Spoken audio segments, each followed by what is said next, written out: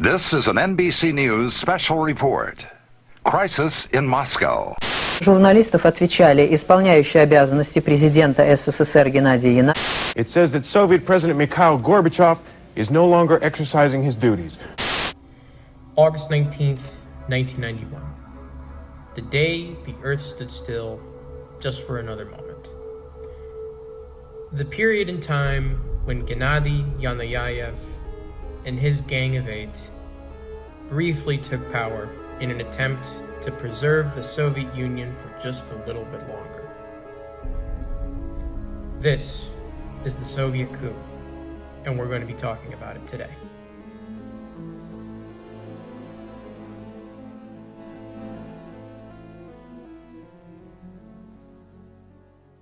Welcome back to the August coup of 1991, 30 years later, where today I will be speaking of the third and final day of the coup. Let's do a recap for those that might not have seen my other videos, where I will put a link in the description of the playlist or possibly just the videos themselves.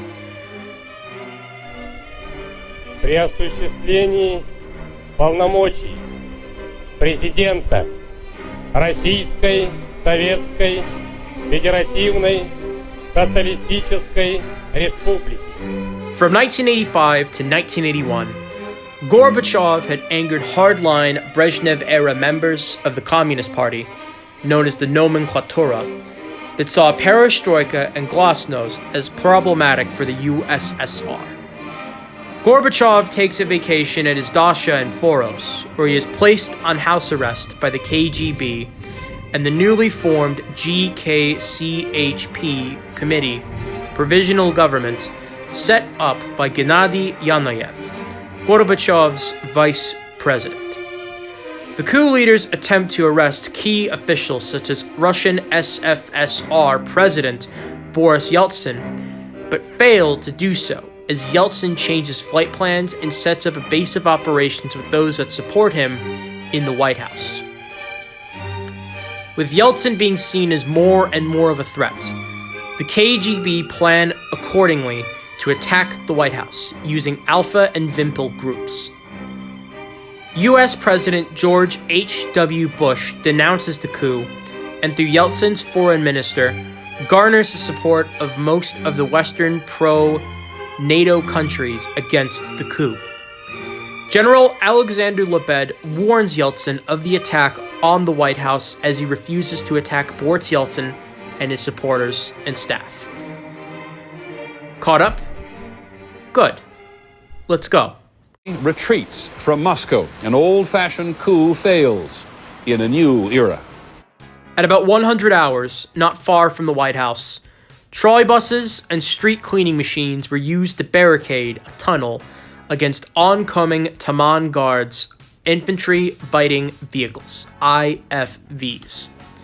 3 men were killed in the incident: Dmitry Komar, Vladimir Usov, and Ilya Krychevsky, while several others were wounded. Komar, a 20-year-old Soviet-Afghan war veteran, was shot and crushed trying to cover a moving IFV's observation slit. Usov, a 37-year-old economist, was killed by a stray bullet whilst coming to Komar's aid. The crowd set fire to an IFV, and Krychevsky, a 28-year-old architect, was shot dead as the troops escaped. According to Sergei Parkhomenko, a journalist and democracy campaigner who was in the crowd defending the White House, said, "Those deaths played a crucial role. Both sides were so horrified that it brought a halt to everything." Alpha Group and Wimpel did not move to the White House as had been planned, and Yazov ordered the troops to pull out from Moscow. Reports had also surfaced that Gorbachev had been placed under house arrest in Crimea, contradicting the reports that Gorbachev was in poor health. However, during the final day of her family's exile, Raisa Gorbacheva, Mikhail Gorbachev's wife, suffered a minor stroke. At approximately 800 hours, the GKChP met in the Defense Ministry and, not knowing what to do, decided to send Kryuchkov, Yazov, Baklanov, Tyzyakov, Anatoly Lukyanov, and Deputy CPSU General Secretary Vladimir Ivashko to Crimea to meet Gorbachev, who refused to meet them when they arrived. Soviet troops also began to leave Moscow. From this time onward, a series of events happen which leads to the coup's collapse and failure.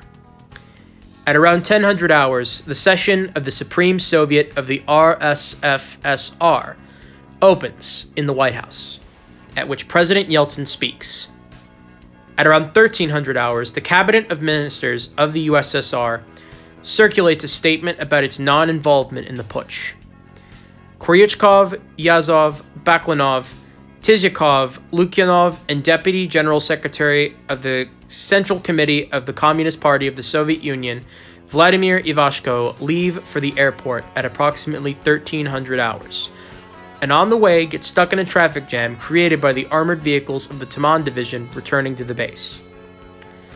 At around 1400 hours, the Secretariat of the Central Committee of the Communist Party of the Soviet Union issues a statement demanding that the GKChP clarify the fate of the head of the Communist Party, Mikhail Gorbachev. At around 1500 hours, Minister of Internal Affairs of the USSR, Boris Pugo, signs the last GKChP order, a cipher telegram to the regional departments of internal affairs with a demand to strengthen the security of television and radio organizations and report on all violations of the GKChP resolution on information control. At around 1600 hours, the plane with a delegation from the GKChP lands in Crimea.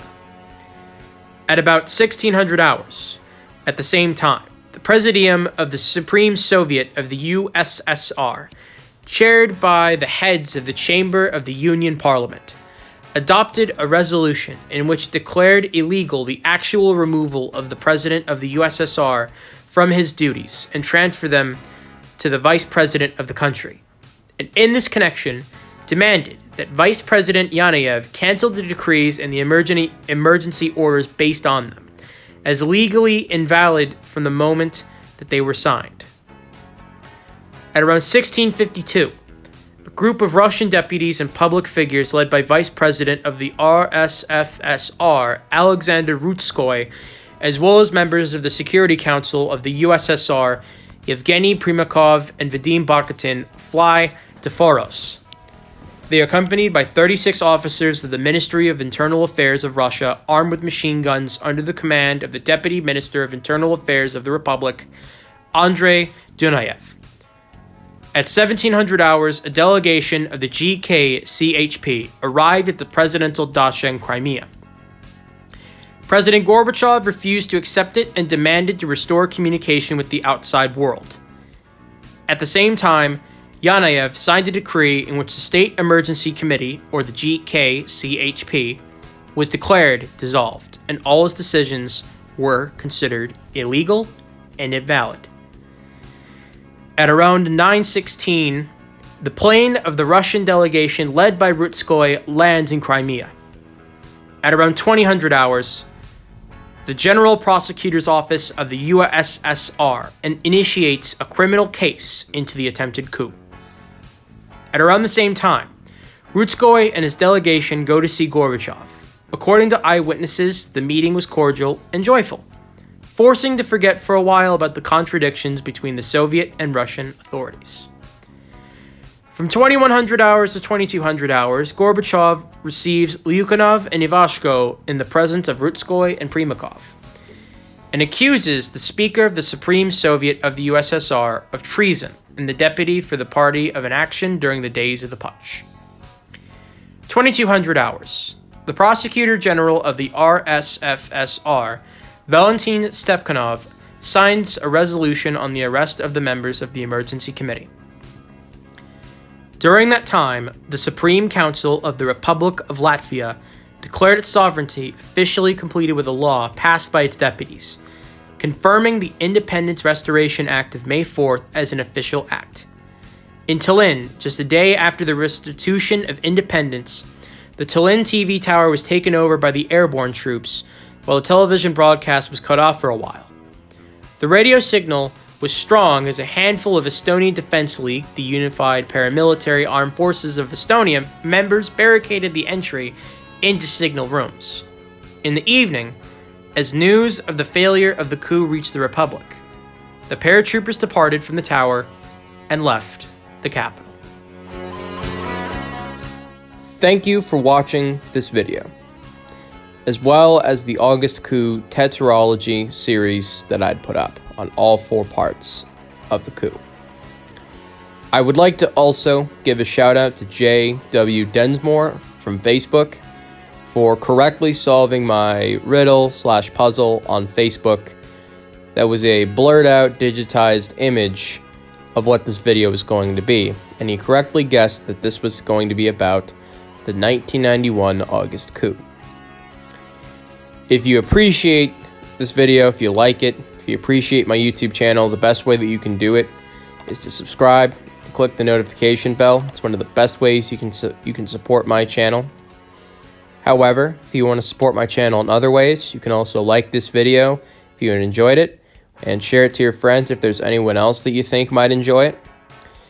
And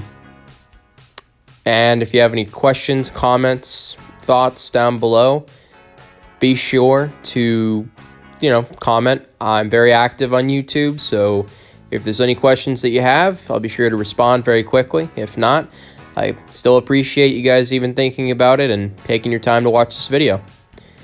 But anyways, guys, this is, of course, Frank with Fun with Flags and History, signing off. Have a good one. And once again, thank you for watching the August Coup Tetralogy series.